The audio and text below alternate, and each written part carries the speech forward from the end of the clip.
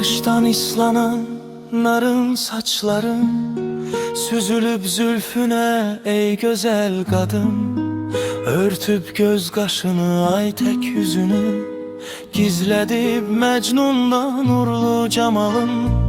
Eyninde ıslanmış etek libasın, güzel bir şirinlik yaradır kadın. Beline koyduğun zerif elini tutup pıçıldayıram şehrimin adın. Yağıştan islanan saçların diye dilimde dolanır adın ay kadın. Her damlasın eme düşen sesindir, her nefes içimde gizli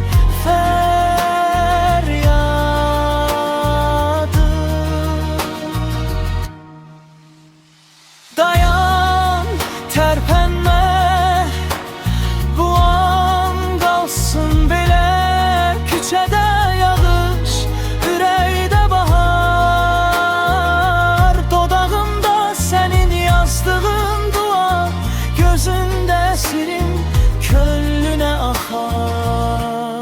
Yağıştan islanan saçların diye dilimde dolanır adın ay kadın. Her damla sineme düşen sesindir, her nefes içimde gizli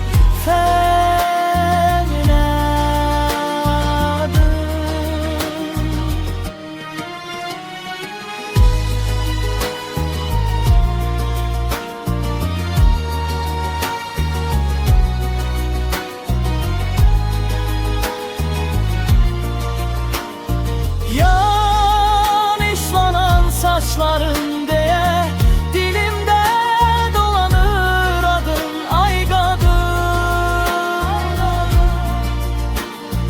Her damla sineme düşen sesindir, her nefes içimde gizli